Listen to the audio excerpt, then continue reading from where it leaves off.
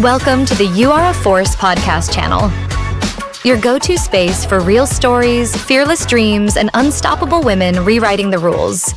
And the force behind this podcast. Here is your host, Binoli Botadara. Hi everyone, welcome to You Are a Force, where we celebrate incredible women reshaping the world, rewriting the rules, carving their own paths, and proving that the glass ceilings are meant to be broken. Today, I'm thrilled to be joined by a woman who is literally shaping history with her hands. She is a visionary sculptor, a storyteller, a modern day Michelangelo. At just 18, she was the youngest student ever admitted to the prestigious Florence Academy of Art. She is been labeled as Florence, yes, please, as the artist to invest in 2023, from mastering classical techniques to reshaping the walls, with, or rather sharing the walls with legends like Anish Kapoor, and currently building creative community in India. So it's my honor to have none other than Niyamat Mehta. Niyamat, welcome to Your Force. Thanks for having me. So thank you for doing this with me because I've been stalking you a bit on your Instagram, and I have a confession to make that when I see your profile, I'm so inspired. But the reason I have a confession to make is that once I took a class to make pottery, to make the mug at a pottery class, and it was so horrible. And I really thought that it's very easy to do it, and it looks so seamless and beautiful. And when I did it, it turned out to be like a really awful looking thing, and I didn't even take it back home. So that just The humble beginnings. Humble beginnings. oh well, it had a hole inside. The handle came off. The colors were not nice. So my friend and I, we both had a laughter, and then she made at least something better than I did. So now I have like a next level of respect for artists like you. Well, I mean, Right, right. pottery is not an art, but you know what I mean. No, pottery is an art. Pottery, especially in India, it's very big, but it's not something I do. It's not something I've attempted to do. So what I But meant is yeah, that I tried something to do with my hands and clay and everything, and it was yeah, total disaster. yeah. So, Niyamat, let's just dive into it. And it's fascinating to think that the sculptor might be the oldest form of visual arts, and the humans Mhm. were carving the rock and the wood over 70,000 years ago. So, while the rest of us were actually busy dodging classes or maybe decoding Taylor Swift songs, you were literally basically having a torrid affair with the materials like clay or metal or marble or wood. So, what on earth made a teenager fall in actually love with an art form like this? And what made you stick with it? I think you just really romanticized it. I was also really vibing with Taylor Swift songs and doing everything I think a normal teenager would do. I think for me, how it really started rolling out was when I was in boarding school here in India. I started sculpting as a hobby, and Okay. the thing was, you have to be surrounded by the right people at the right time. So I think that played a very big role. I just enjoyed what I did very much, and my teacher, who is now a mentor, she really encouraged me to do it. So it's like, later down the line, she of course wrote a letter to my parents from school saying that she has to go into sculpting, go into fine arts. Like, I don't know, she saw something. Mm-hmm. And slowly, slowly things started rolling out. I did an apprenticeship with master sculptor Jason Arkles, who is the only American living artist who has his works up publicly, for example, at the St. Mark's Church in Florence. Wow. So I trained under him, and then one thing led to the next. So it's That's been very amazing. humbling so far. So yeah, That's it's. I mean, I did everything a normal teenager would do. Honestly, like I didn't think I did anything differently except I just enjoyed sculpting a lot. It's something I, as a memory of my teenage years, even from boarding school, is what I take back. Is I just really spent a lot of time in the sculpting department, more than I should have, I think. But we turned out well, so it's fine. Yeah, of course. And look what we have found, artist in you. And I'm so glad that very few people actually are lucky enough to find their calling so early in their life. And I'm sure your mentors would have seen something incredible talent at a very early on, and they actually, help you become who you are today. And I'm so glad to hear this. And also, but you chose a path, Niyamat, which is not most people romanticize about, or rather they romanticize about, but they rarely pursue. And Yeah. so did you ever have those moments where people will come and tell you that, or maybe the family members, where, I mean, call this as a hobby, and then would tell you that when are you taking a real job, or when are you going to go for a real studies? So how did you navigate those conversations when the whole Well, world questions the visibility of being a full form or full time artist? that's a very good question. Actually, the thing is, so my family and friends never questioned it. And even like for me, it was, I used to read a lot when it came to artists. So like someone I am still very fascinated by today is Anish Kapoor and Jeff Koons. Mm-hmm. They are one of the most successful living sculptors today. And I was reading about them as a child, so I was like, okay, this is possible. And so I didn't really think about what people would say, and frankly, I don't think anybody came up to me and asked me whether is this whether you getting a real job or this and that. Like I was more focused about when I went in to train at the Florence Academy, I was more focused about getting my training and getting my skill set right. Mm, Because the thing is, in the big scheme of things, I mean, you can go to the best school in the world, but if your art is not nice, nobody's buying it. I agree. I totally agree. It's as simple as that. Like, I mean, you can have the best stamp of any school, but if your work's not well respected or your work's not good enough, then nobody is gonna like take it forward. So, And especially for an emerging artist, how would you define really something is good, right? Because you would put your heart and soul in making that, and you hmm. this is gorgeous. This is like, once in a lifetime piece. But then if it's not well received, then that also doesn't land well, right? And then I mean, see, I tell you something. It's very subjective, and correct. that's okay. It's not. I mean, the art world is very subjective. Like today, you might just go for a exhibition, uh, and be like, I didn't really vibe with the work. And Mm, that's okay for you to say. I mean, you have all the right to say it, even though somebody has put in the heart and soul into it. It's fine. yeah. It's totally fine. But I think as an emerging artist, it doesn't land well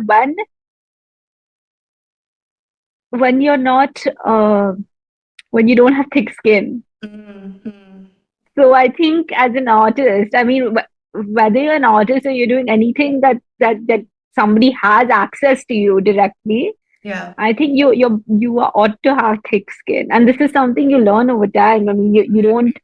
you're not born with it I clearly, but Yes. Yes. this is something that the more and more exhibitions you do, the more people you surround yourself with, the more critiques you get, the more feedback you are open to receiving, and Mm, more critical criticism, how they call it, you're open to that is only when that thick skin is going to start developing on an early age, I guess. I think. and I Yeah. think also being true to yourself, right? No matter what I people mean, say. definitely. I mean, Yeah. your art is basically a reflection of who you are at the end of the day. And I think as an artist, that's what we are trying to express. And every artist is doing it in their own way, in their own language, in their own style. So that's why, coming back to your question, somebody may like it, somebody may not, and Yeah. that's okay. It's Yeah. like going to a restaurant in a brand new city, and you go to 10 restaurants, and you can't. There's no way you can. I mean, you can like 8 out of 10. You can't like 10 out of 10. Even if you like 10 out of 10, there's going to be a hierarchy. Oh, top five. True. So, True. so No, very well said. Very well said. But also, while you were just telling me about when you were reading the books of Anish Kapoor and then putting your artwork next to his, it must be like incredible pinch me moment, isn't it? Did Yeah, you like did you I still do manifest that. it? Did you manifest I it or it still just happened? I mean, of course, like manifestation is a big part of, I think, being creative, you know. I think it's a very big part of it. If you don't visualize where you want to see your work after it's done, I think it's very important to do so. Mm, I think I still do it, and it's a very it's not it doesn't make you feel small as an artist, but it definitely is very humbling. So mm, this is something we were taught at the Florence Academy of Art is you've finished a sculpture and you worked on it and you worked hard in it, you put your heart and soul in everything, or even if it's a painting, you've done that. mm. You take a picture of a artist of someone's work you really admire. So for me, at the moment, it's Rodin. Okay. You take Rodin's work, a nice high-res picture, and put it next to your work, you'll know exactly where you are. Oh, that's So amazing. That's yeah, I mean, it's very humbling. It does make you feel small because like look who you're putting yourself in front of. yeah. And that's why I think training at a good school is very important Mm, because you can, like I said, you can go to the fanciest school in the world and not be taught how to see your own work and not know how to critique yourself, and that's a problem yeah. later in your career because if you don't know how to be self-critical, the world is going to be critical towards you, and then you don't know how to handle that. Yes, yes. And that's will hinder the growth for sure. Yeah, for sure. Yes. No, that's amazing. I mean, I could never imagine that, they would actually tell you to put your work in Yeah, the art. like I remember when I walked in with it was one of my final critiques. I walked in with my one of my final projects, and there was a projector, and it had a sculpture of Michelangelo on it, and then there was my sculpture, and I was like, oh my god, yeah, I mean, it's great, it's a good feeling, but I'm just saying, okay, you know the gap, it's huge, and it's very very humbling. Like you are the best version of yourself in the studio, but you also know that you're a small fish in a big pond. Yes, yes. It's a I That's mean, because I think when you're working on your own, it can get pretty isolating sometimes, but at the same time, that's the reason mm, artists like to mingle with other creatives just because you can talk about your work, you're open, you have to be open to feedback. right, right. That's amazing. And like what you're saying, I totally resonate with that. But also, let's be honest that the sculpture feels like one of those art forms which demands a lot of patience, precision, maybe muscle, and a touch of madness as well. So, what's the toughest and the most unglamorous part of being a sculptor, which no one warned you about? I don't know about the unglamorous. I mean, see, I think anything that's looking nice on the outside has a unglamorous side to it on the backside. I mean, I'm not sure about the unglamorous to be honest, but I think muscle, I don't know. Because I mean we are standing the whole day and it is it's taxing for sure, but at the end of the day, you're in your own space, you're in your studio, you're listening to music, you're working, Mm, you're creating, that's all you're doing. Yeah, I think the unglamorous part, I don't know, like I mean you're working with clay, so I don't know if that's unglamorous or not, because to me it's part of my life. It's sure. to Yeah. me it's So, part of my life. I mean think of it as a I feel like it'll be fair to compare to like a luxury leather bag that you see at a fancy showroom, but then actually go and see how it's made. It's not made in the most glamorous craftsman house. It's probably made. Yeah, it's like it's exactly. no, and I'm sure, I think for you, making that is more glamorous than just seeing the output because the whole process would be making you so fulfilling and making your soul happy, perhaps. So Yeah, yeah, that's definitely. why It's the most fulfilling thing. yeah, that's why maybe it's not unglamorous for you. No, it's beautiful. No, no, not at all. I mean, it's a part of my daily routine. It's part of what I do, and I don't really categorize it as unglamorous. Even like the days I go to the foundry, I mean, which is definitely not a glamorous place. There's no G of glamour that exists there, but but I mean, it's part of what you do. I mean, like I said, like you look at a nice leather bag, but actually Yeah, go and see how where it's made. It's not made in the showroom. It's made right. in a craft house. True, true. No, absolutely. But your work actually seems to live between physical and emotional Yeah, elements, and it's literally shaping a thought into a form. So, walk me through yeah. the process when an idea first strikes. How does it go from the spark in your head to actually finished sculpture in your hand? And Mm. also, if one of those pieces you can literally never really do you really feel once the sculpture is done, but you really, how do you know that when it's done? Like, when is the point when you think it's done? Like, just how you put it to, or when did you stop? When do you need to stop? How do you learn that? Mm. That's a very good question. So, frankly, in my eyes, a sculpture is never complete, done. It's never complete. I could be working on something for like 8, 10 years and not be bored, because there's always room to make it better. But the process is pretty straightforward for me, frankly. Like I start out by thinking what I want to create. It could be whatever. Like right now, because I'm preparing for so many exhibitions. I mean, not that I'm on a schedule or anything. Like I have a theme ready, so you know, I have something in mind, and then ideas pop from there, and then I'll just like draw it out on paper. I even write my thoughts out on Mm, paper. mm, It's just easier to like make it like it's just easier to see what I have visually in mind, and then have a sculpture going later. okay. Okay. It's just a very thought out process because it's easier to in sculpting, especially or even painting for that matter. I have a lot of friends who paint. Okay. It's easier to go 5 steps forward than 3 steps back. Mm-hmm. So it's better to just think ahead and ahead. I mean, you're bound to go back because you're bound to make errors when you're working, and that's okay. Mm. But it's easier to have the entire layout from start to finish than be like, oh, I didn't plan this.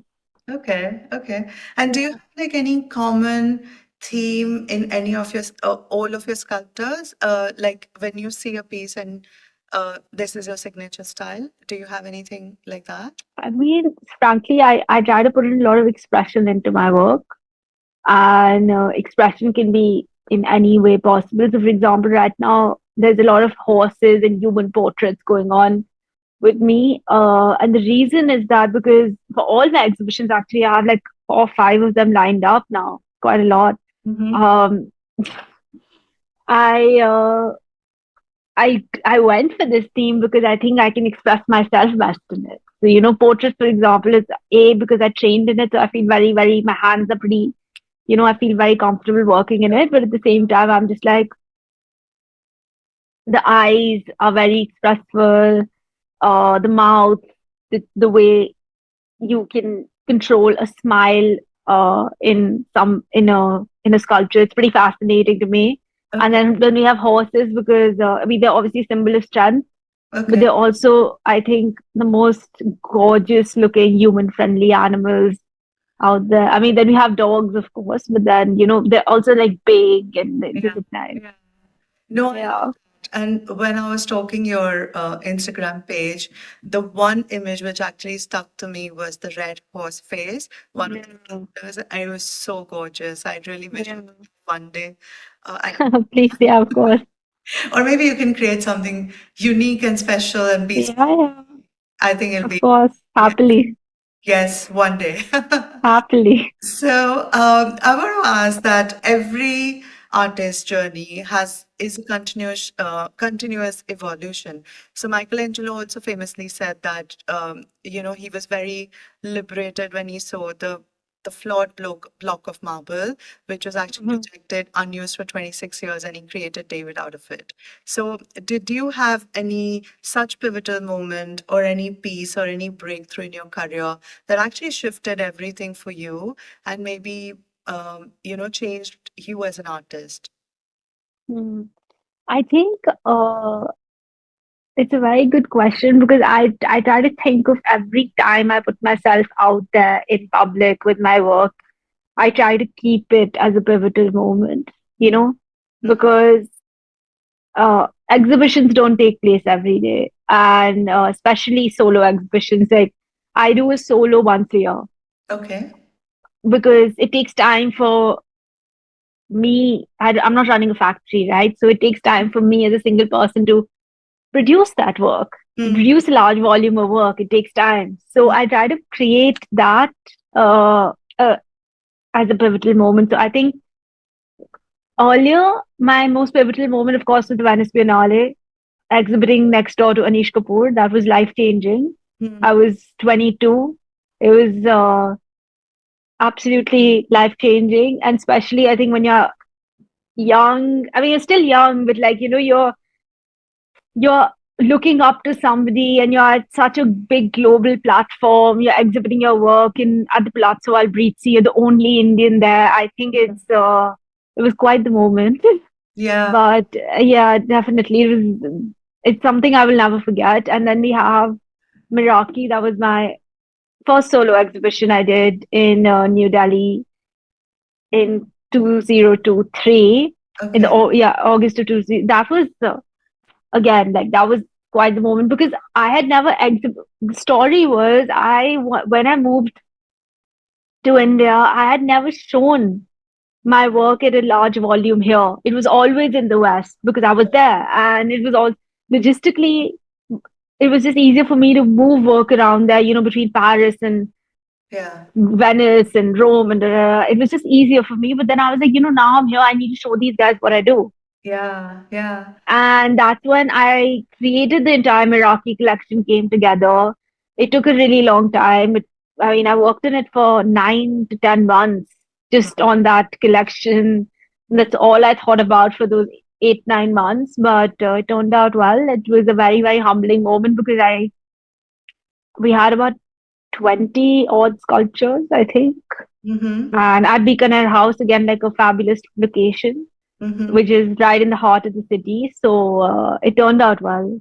Yeah, and like you said about the West versus the East, right? So you've done it, your artwork has actually made waves in London contemporary art scene with the Moments of Insight. Yeah, also you've portrayed your stuff at London Art Exchange. You have done Venice Biennale. You've done like all of that, and now you've been doing it in Delhi as well with Miraki. So, what does it mean to have pieces in the room, and how does it feel apart from just being humble? And do you take anything after each exhibition, anything back home in terms of very specific emotions? I mean, it feels good. Like you're showing people, or because you see, I'm saying this because we're also living in the world of Instagram. Yeah. And we go, I mean, I see this myself because I follow artists and I'm like, oh, I really wish I saw his or her work in person, but we Yeah. don't have access to it. Um, And we how do you, only see it on Instagram, but whereas when you're exhibiting, you're like, oh, then you have Instagram followers coming in, and it's again, like, I don't know what I take back from it. Just, it's very humbling. It's pure gratitude. oh wow. I'm sure it must be very fulfilling as well.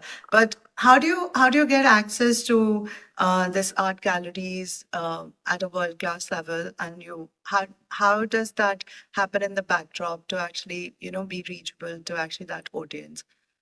How do you I think it started out by uh, just, being open to a lot of rejection for starters, to be honest. Like, it happens. And I mean, you see, I'm not some born Michelangelo. I, yes, like, there is craft, your work is appreciated, all that's fine. But then I think in the big scheme of things, you have to understand, like I said before, you are eventually a small fish in a big pond. There are 100 people who are sculptors and who are probably doing better work than you, and which is something I think you should always remember. But Yeah. I think how the gallery stuff started rolling out for me was I was quite clear from a very early age that I want to be part of three art scenes. for now, actually. So one is obviously the Indian art market, then we have the UK, the US, and now the Middle East is something I'm getting into. Okay. Uh, so the UK was a bit of a it was really, I don't want to say it was easy in any way. It was a hustle, and it all just started out by just making friends in the art world, Sure. and then meeting the right kind of people. And I met the gallerist at London Art Exchange. Mm, So I mean, we started talking, and I really asked him for an appointment. And like, mm. I asked him for an appointment. Turned out he'd already seen my work before. Oh, wow. So it was again, like, it was humbling, and Yeah. that's thanks to Instagram. So then one gallery to the next. So we are almost at 4 galleries now. Mm. So it just turned out by like making good relationships with people along the way, and yeah, showing them your work, and basically that. Yeah, they say that your network is your net worth, right? So who you know is more important. I guess, yeah. I mean, but I also think in the art world, how I don't think you work on making networks. I think you work on more making like friends. Mm-hmm. Okay. Like I could be friends with the gallerist, but I could be working with him as well, Sure. right? Sure. Yeah. Because I mean, he is selling my work. Yeah. He needs to be. I don't. You don't want to be so transactional with him that, or her for that matter, that that you don't know what's going on the inside. Yeah. No, You definitely. want to be you want to be like cool with everyone and just like vibe with everyone and just Yeah, like be chill. approachable and easy to access. Yeah, you very easy to access. That's something also I feel like, being again, like, we are living in an Instagrammable Mhm. world. Reply to DMs. Yeah, that's how we met. Yeah, that's how we met. Like, reply to your DMs, and I think it's really important too, because you don't know who's who at the end of the day. It could be just anyone. Like, one of my first commissions I got was actually through Instagram. Oh, wow. So yeah, it was somebody Very living in inspiring. Switzerland. They wanted a sculpture, so it was through that. It was through, I mean, an online platform. I was still in university. Okay, okay, very impressive. And speaking of the commission, let's get a little bit nerdy, because I've worked all my life in finance, and because art as an asset class is very attractive investment option, and contemporary art has given annual return of approximately around 7.5% between 1995 to 2023, where the S&P 500 has given around 9.6%.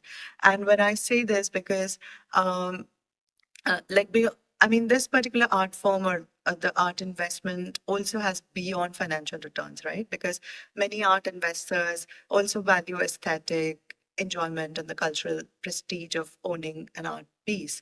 So I want to ask something very cheeky, that how how does an artist like you actually arrive to a value of a piece? And Wow. like, because it's not just the material cost or the hours, No. right? I mean, how do you come to a price point?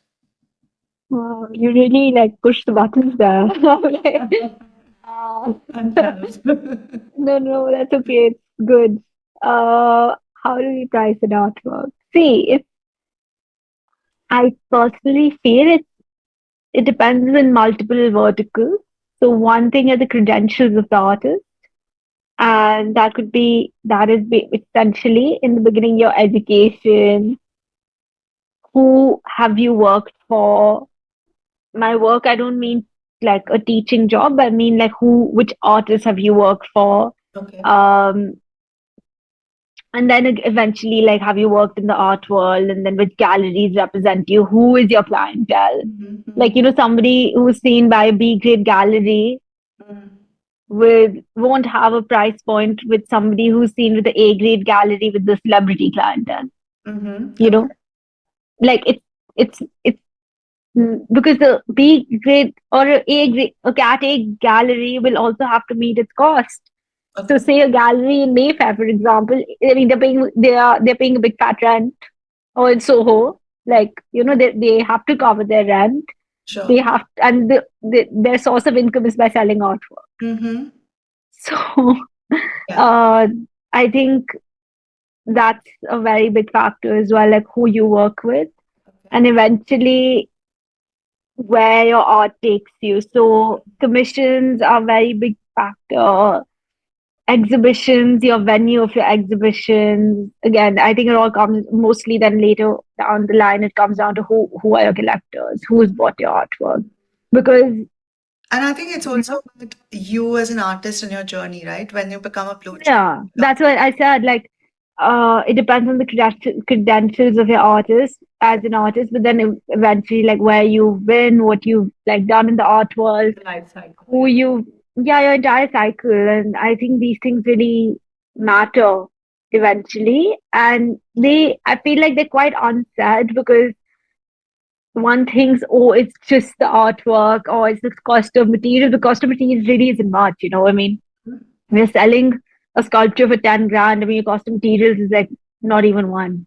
Yeah, yeah, So I'm talking about a smaller sculpture, say a 1.5 feet tall sculpture, right? Like, correct. so, but you are selling it at 10. Yes. Even though a gallery is taking a 35 to 40% cut from it, it's fine. Yeah, But you're valued as a 10 grand artist, correct. which is a fantastic feeling. But you know, you have also worked to get up to that to that level. So Yeah. And yeah, upwards and onwards from there. And speaking of yeah, high stakes, Niyamat, do artists like you take insurance for your pieces? And absolutely, you do? Because I'm sure you absolutely, have yeah. your heart and soul into that piece. So, Yeah, I mean, not just that. Like, I mean, tomorrow I'm shipping work to whichever part of the world, to a gallery or to a collector. I don't want to be in a position where I get a phone call saying, "Oh, oh, the marble's chipped."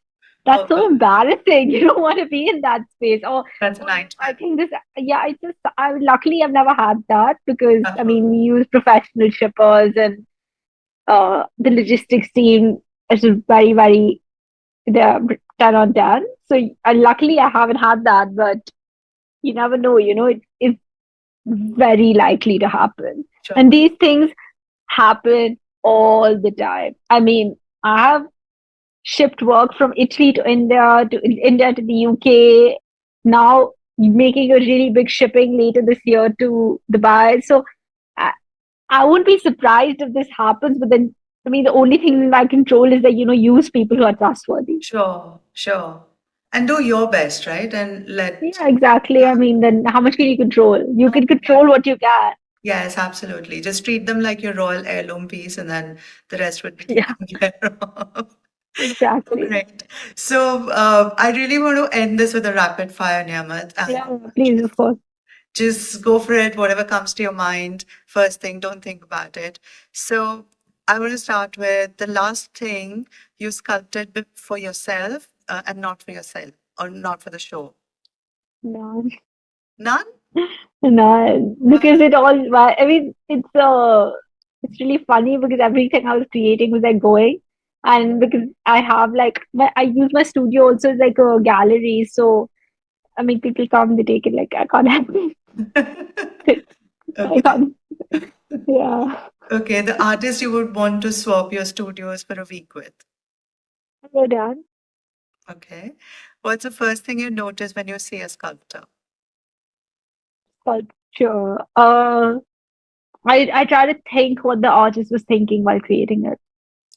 Sculpture or an art piece anywhere in the world you wish you made it? Michelangelo's David. Oh, really? It's gorgeous, isn't it? It's fantastic. Yeah. If you could steal one sculpture from anywhere in the world without any consequences, which one would that be? And secretly you'll take it home. Get me into a lot of trouble if that's to happen. I think it would be the Thinker by Rodin. It's Okay. at the Musée Rodin in Paris. Okay. I'll give it a look. I haven't seen that. Okay, if you could teleport back to the teenage Niyamat, the youngest student in Florence, and you have to whisper one thing in her ears, what would you tell her? Don't compare yourself to anyone. Everyone has their own journey. Wow, I love that. So, on that note, Niyamat, thank you so much. Thank you for talking to us, and a woman who proves actually that carving sculpture instead of chasing conventional careers is and it's powerful. And you are a reminder that, while algorithms might tell you that what's trending and its timeless talent is actually leaves the mark, and quite literally, you've done that. And it was so inspiring and so creative to hear your journey and your story. And to every woman who is listening, whether you're molding stones or shaping spreadsheets or building your own version of art, if anyone questions your dreams, tell them that you got to make an art and you have history to sculpt. So, because you are a force, and this is not a podcast, it's a sisterhood, it's a love letter to all ambitious women who are creating, carving their own dreams in the magnificent forms, whichever ways they want to. So, stay powerful, stay hungry, and stay unstoppable. Thank you. No, thank you so much for having me. Thank you so Thank much. you.